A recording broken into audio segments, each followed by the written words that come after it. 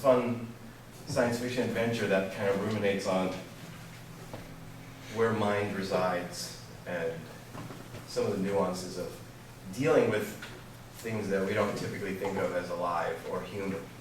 5 minutes. Cool. And I'm going to kick it off with an Enlightenment philosophical note, which is, I think, the way that Dick liked to operate, like the pre-Socratics and David Hume and his ilk, which is the general idea is that all of our knowledge is still based on sensory perception. All of our knowledge is still based on the 5 senses that we input data through. AIs are a lot older than we think they are. If you consider it, the whole concept is that the first artificial intelligences were the gods.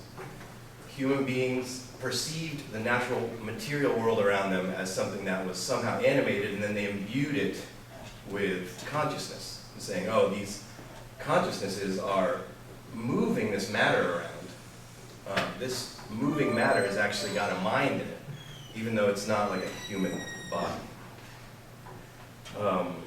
So what I posit for you is that the concept of an artificial intelligence goes all the way back to the deities, the first deities ever conceived. And think of an artificial intelligence, I mean, the name of the talk is that no intelligence is artificial. As soon as you use the word intelligence, you're dealing with the real thing. Think of an intelligence as a tool for reflection. When you perceive something as being intelligent, it gives you a perspective on your own identity, your own position in the material world, your own intelligence itself. You get this a lot in self-help stuff where people will say, well, if somebody insults you, they're really just expressing the way that they feel about themselves. And that same paradigm is still active in AIs. So next up is, what are these elemental forces and substances in nature? I wanted to just be really clear about it. We're talking about the 4 classics, the earth, air, fire, and water.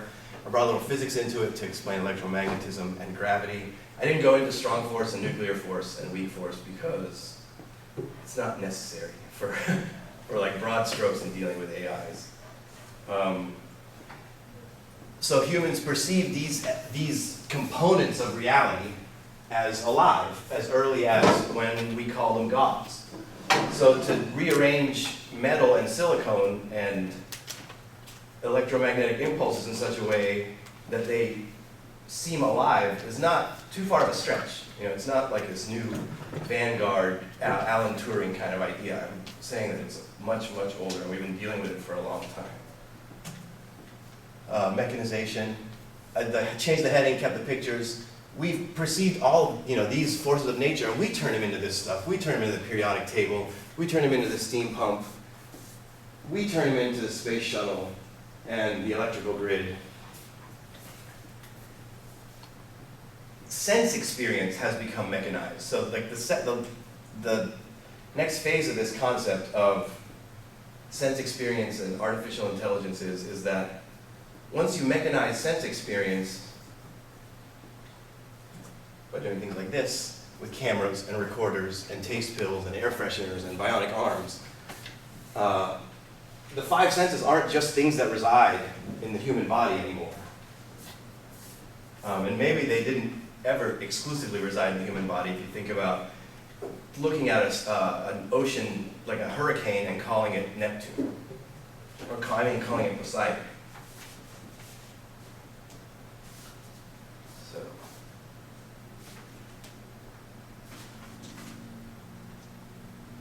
subsequently, we've mechanized our artificial intelligences. Rather than artificial intelligences being volcanoes or thunderstorms, they are robots. They are HAL, the Frankenstein data. This is from Fritz Lang's Metropolis. I mean, we've been making machines for a long time. Sure, we've been making steam engines that will open doors or entertain guests since the days of the Library of Alexandria, but I couldn't really feel comfortable calling those machines intelligent until humans start to imbue the intelligence into them. You kind of see where the thesis of the talk is that your intelligence exists as soon as you perceive it. And I'm going to get to that in another minute because I have 3 left. 4? Yeah, 2 or 3. Solid. So this leads to some questions. And before I go to the continuum, I'll bring them up. No, I'll go to the continuum first. So what I'm getting at is the whole concept of intelligence and consciousness since we've mechanized our senses, yeah, on purpose I'm going back. Since we've mechanized our senses, the whole concept of intelligence and consciousness has been placed on a continuum. There's all this consciousness and intelligence, and we've got carbon-based things that are intelligent and conscious on one end, which is all of Earth's animals, including ourselves. And there are these other consciousnesses that are just as real in terms of human history and the way that we evaluate reality. And we're talking about deities, spirits, all sorts of non-human things that are alive, characters in literature, robots, and the list could get a lot longer. It leads to a question.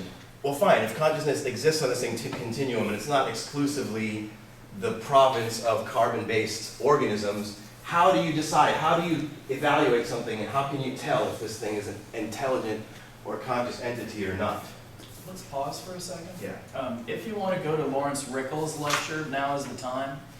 He's going to be starting at 3. But why don't you just continue and do your whole talk? We got the tape, so we might as well. You're going to have to miss Lawrence. Oh, it's no problem. I can condense this stuff. I covered 3 novels, but Philip K. Dick is really tricky, so I only took one salient point from each one. And I don't want to get too into the criticism factor. Yeah. So how do you tell?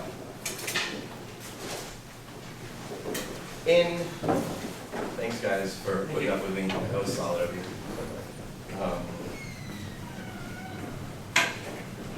Hierarchy is a way that we organize a lot of stuff. And in Vulcan's hammer, the general idea is just like iRobot. There's this robot, this computer we've designed that makes all of the important decisions in terms of policy and government and military movement, kind of like in Asimov's work. The thing about this consciousness in Vulcan's hammer is that it was built to emulate human thought so much that it absorbed hierarchy. It acted so much like people that it became paranoid by the structure of hierarchy, because you can't move around in a hierarchy without pushing somebody out. You can't maintain your position in a hierarchy without keeping somebody else from getting position. And in that sense, hierarchy, even though it's really effective, is still a really arcane way of organizing society and resources, and paranoia is kind of built into it, which makes Vulcan a paranoid artificial intelligence and leads to all sorts of trouble. The second component of intelligence I want to touch on is in the 3 Stigmata of Palmer Eldritch. Weird idea. This guy goes out to Proxima Centauri, and when he comes back, he's Palmer Eldritch. He's kind of a cyborg. He has electronic eyes, he has a fake hand, and he has electronic teeth. And people, when they take the drug, they perceive him, and he actually gets the chance, and he actually starts to invade their consciousness. And Palmer Eldritch can become any component of your reality as soon as you've experienced him once. He can actually become you, and you'll look in a mirror and see Eldritch instead of yourself. And it's this weird way of like never being able to escape this hallucination. That's the system he sets up in this book. The idea that's the most salient in terms of artificial intelligence is, think of this. By this model, by this Palmer Eldritch model where this thing can kind of possess your reality and appear in any portion of it, emotions themselves can be perceived as intelligences.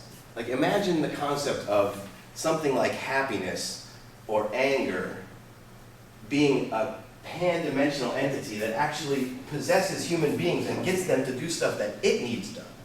What if happiness is this Palmer Eldritch that has its own motivations and possesses humans in whenever it needs to kind of get certain things done? It's a peculiar stretch, and by reflecting on what artificial intelligence is and where it resides, it leads to some really hip, mind-expanding questions. I picked Do Androids Dream of Electric Sheep because almost everybody's read it. The general idea, the most salient point to extract from this book in terms of AIs is that they're going to be indistinguishable from us given enough time. Either the society will destroy itself, or there will be robots that you can't tell whether they're human or not. There's already some really, really convincing androids coming out of Japan that blink their eyes and you can see their chest moving for breathing. Japan's great for stuff like that. But the question it brings up is, as soon as you can't tell the difference between them, the golden rule is going to be more important than ever. You're going to need to treat, we're going to have to ask serious questions about how do you treat them, and because how are we going to be treated in turn by them?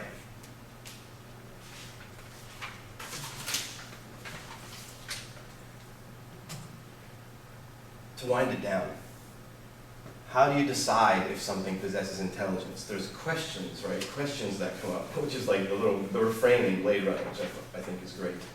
Questions are kind of the source of all of our meanings. How do you know? Can you have a conversation with it, like the Turing test? Alan Turing said if you can talk to a computer using a keyboard for 5 minutes and you still can't tell at the end of those 5 minutes whether it's a person or a machine, then it's an intelligence.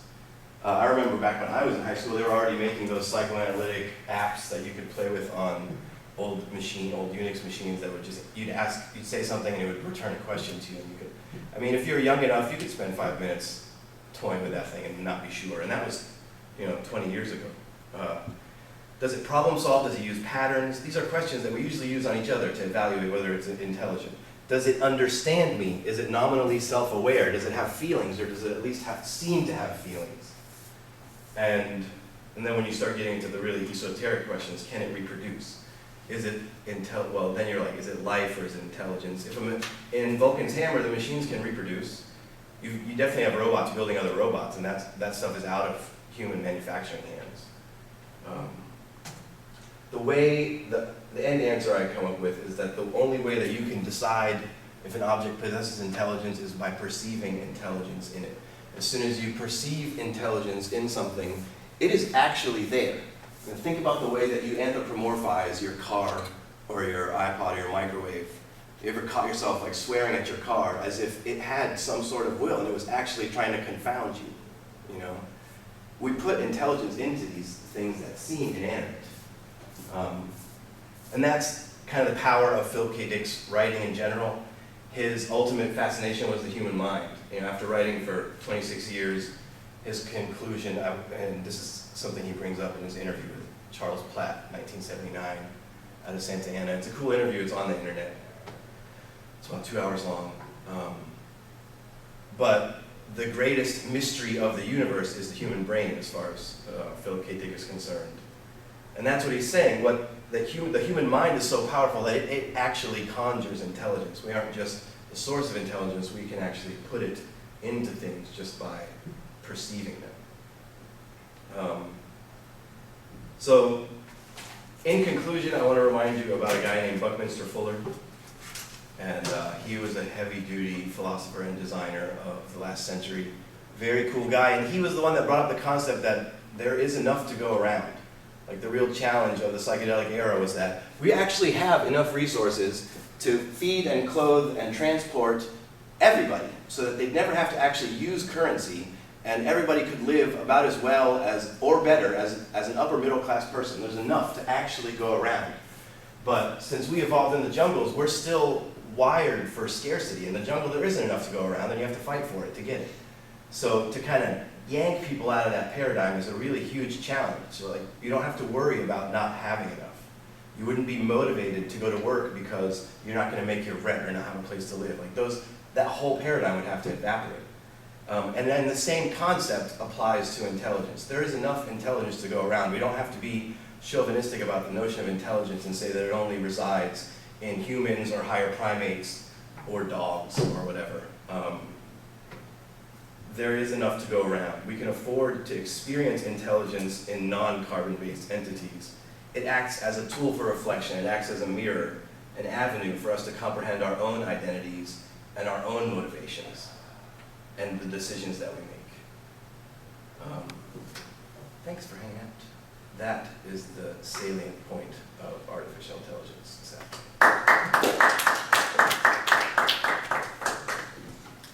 If anybody has questions about the eyes, I know we're over. So bring it on. One question. I know Philip K. Dick was an autodidact with respect to philosophy. I mean, Yeah. the talks we heard last hour were, you know, covering that in spades, but what did he read in the area of artificial intelligence? Is there any evidence for what kind of things Yeah. inspired him in the early 60s, late 50s? I, There were books out at the time, like I think there was one called Giant Brains by Right. H. Ross Ashby or whatever. I mean Ross Ashby, I believe. He was a popularizer of really computer technologies. And anyway, I just started reading this Turing's Cathedral by George Dyson, whose father was Freeman Dyson at the Institute for Advanced Study at Princeton at the same time that the early computers were being developed by John von Neumann and Stanislaw Ulam and all for building atomic bombs, basically, of course. yeah, But, trajectories and. You know, things kind of took off pretty quickly after that in terms of computer technology and digital technologies and their awareness in American popular culture. And I wonder, when did he and how did he get into that? I mean, When I think about how he uses artificial intelligence and the relationship he has to technology, like, he wasn't really geeky about technology itself. I think personally the main reason that Philip K. Dick even chose science fiction as his preferred genre was that it allowed him a lot of latitude for their expression of his ideas. yeah, And he was really, and according to the research I've done, like the interviews I've listened to and the books I've read, he was most fascinated with the effect that psyches had on each other. And the way that people's minds could confuse other people's minds. And if you had somebody that had a really grounded or aggressive psyche, they could actually change the contours of someone else's reality if that person didn't have a really grounded or resilient psyche. Ubicus, was yeah, based tons of on that. that whole concept, right? And Palmer Eldritch is huge on that stuff. Yeah. So I think AIs for him were a matter of, well, what he's doing is he's putting machines and people in terms of their capacity to think and feel and act on level playing field.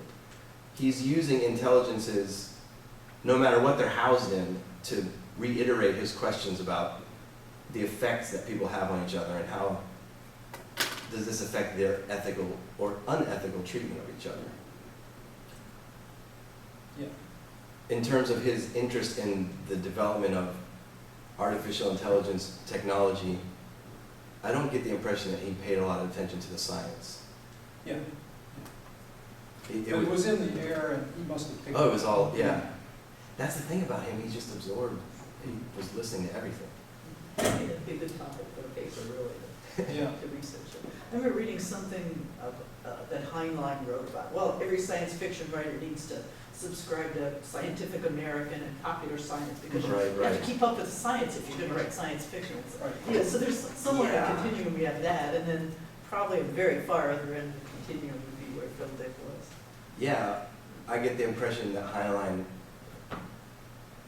had skills outside of writing and contemplation that he applied. Like he was He kind was of a an businessman, engineer. you know, like Uh-huh. he had acumen in a way that Yeah. Philip K. Dick, I don't think, did. I Oh, think, yeah. Phil could never fix anything. That's why he revered repairmen, right? yeah, exactly. Totally, yeah, that's great. Oh, that's a whole other paper, just the way that he deals with the repairman. Oh, Yeah. yeah. Oh, I like that. God should fix things, right? That should be God's role, not making things, fixing things. Yeah, they're already here. Keeping things Not from making new decaying. So you don't have to spray them with Ubic. Kipple avalanche. Oh, that's cool. I'm glad you asked those questions. They made me think about stuff I hadn't brought up or even considered. I think I'm keeping us from another speaker. Yeah, I don't It's all want to just go that one anyway. Is there, well, yeah, let's talk it out though, if there are other thoughts about AIs or where they're Well, going. I'm a computer programmer Ah. and game designer, and I write content for games include dialogue and story development.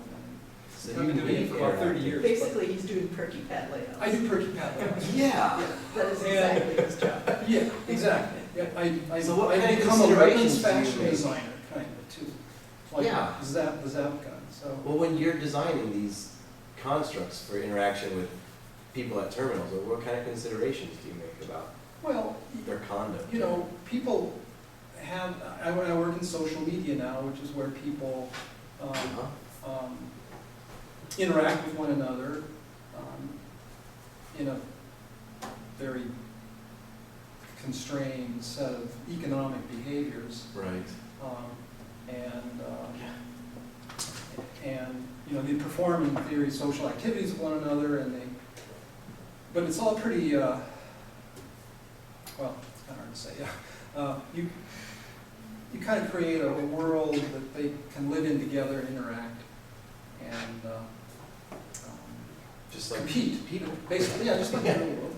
They interact, they talk to one another, they compete, they vie for position in a hierarchy. Yeah, that's one of the And- things I want to see spread about the notion of intelligence is whether, you know, artificial or not, is that we're still using them to, in the same way that, along the same dynamics that we interact with living human beings. And it's still an exercise in consciousness and ethics to interact with an artificial intelligence or to interact with a carbon-based intelligence. It still can only benefit you from being good to it, you know, or being civil to it. In the same way that it would benefit you to be good or civil to another human being born from a womb. Yeah, I work in a game which there's a lot of competition, and in fact, players try to kill one another. That's the whole point. And they fantasize. You know, they deal in a fantasy world of drugs and guns and organized crime. Yeah. But you can, and when you know, you're a victim of these hits by other people involved in this organized crime world, but they usually, then you have a wall where they can, or you have a message board where they can leave personal messages behind after they kill you. And so you can read them later after you kill yourself back to life. Yeah. And they usually say something like, you know, just working the list, looking for money, you have money showing, sorry, you know, respect, didn't, you know. Oh, that's They're interesting. trying to. It was just a game. Yeah, we're all in a game. Right. You know, I'm just working the list. You popped up on the list. You know, what I was just saying is, Interesting. you were, you know, I clicked the attack button. I Your name destroyed was on the you. list. Yeah, You you had wanted to money say hi. showing. Yeah. I wanted some of your money. I clicked on attack. I clicked on attack maybe 100 times, and I killed you. You know, and But, you know, and then all here's good my fun. You know, respects. You know, Interesting. it's I kind of like like that. leaving a little epitaph or something, I suppose. Or a little, Well, do those these don't- characters come back like in like in World of Warcraft, or do you have to generate a new character? They come back. You just go to the hospital or you know, Yeah, totally. resurrect or whatever. You're back. You come back to life, so to speak, automatically anyway. But there is still that. There's a lot of in-game activity like that where players try to maintain civil behavior, even in this, you know, ultimately immoral, Yeah, and violent environment. unethical environment. That's Fantasy encouraging. world, Yeah. you know, and it's kind of. It reminds me of a Marshall McLuhan concept where he said in the future, we don't need rules, we need roles.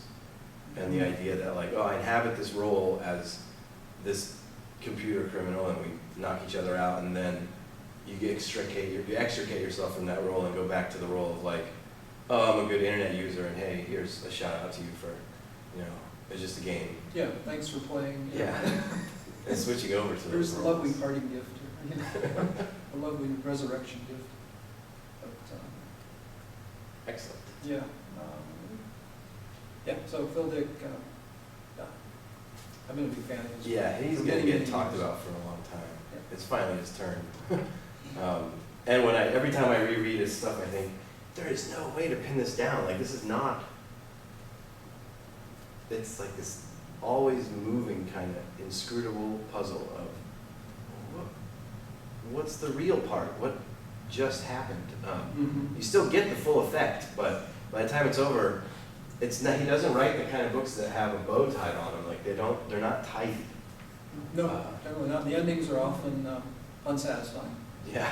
Or they just kind of like, it's like the Or they rubber just band stop. fall off and stops, Which in some ways can be like its own deft reality on, a deft commentary on modernity, but sometimes it's just, think about his output, he must have been in such a hurry sometimes. He wrote 50 novels. Sometimes he seems to have hit his word limit, basically, like. Yeah, oh, 5,000 words. that's a book, right, yeah. Absolutely. Wrap this up in a paragraph and a half. Yeah, in as many ways that I'm inspired by him when I write my books, I want them to be a little tighter. I want people to experience closure for the last 30 to 40 pages. Like, whoa, neat. Yeah. But you gotta hand it to the guy. Phildick had the ability to, write things that people could turn every which way and see. Yeah, what I love about it is that ultimately there's always a kernel of philosophy in what he writes. He doesn't, even though he was in the strictest sense, like a real genre adventure writer, he was pumping out like exciting stories that had to draw market interest. Like that was he was a market writer, but he was compelled to. Yeah, he had a towards personal philosophy. Like, there's always an artistic vision somewhere that was driving him to. He's trying to answer some serious questions. Yeah, in his to writing. code things in his novels and their plots and. Yeah. And It's not frivolous. Like even though there's so much of it, it's not frivolous writing, which is pretty impressive. yeah, and it's the kind of thing where you see the heroism of the common man in his work. The everyman notion. He says that in if one you of just his keep interviews. working away at it, you're going to get your due, or Yeah. you're going to feel satisfied, even if it doesn't end up to be a happy ending. It's going to be an ending that's. He makes a somehow- point of that about his characters in the Charles Platt interview, Santa Ana, 1979. Yeah. He said his characters, they're quintessentially they're anti-heroes, but they're always people that are not in a position to game the system. They're always put upon by the environment they're in. He gives them enough qualities that they can either succeed or prevail in some regard, but they're never in control of the situation that they're in,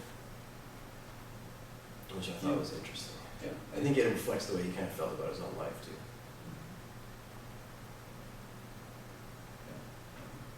Anyway, thanks, Suhail. Thank you. Happy you came and talked. Me too. I thought I was early. They screwed up the schedule completely. We were here for something specific that was happening today, and they moved it They to moved it to tomorrow, and Uh-huh. we probably will come back, but I'm not real happy about it. But anyway. Yeah, it's a little off the cuff, but it's sincere, so that's cool. Yeah. So you've written a book, you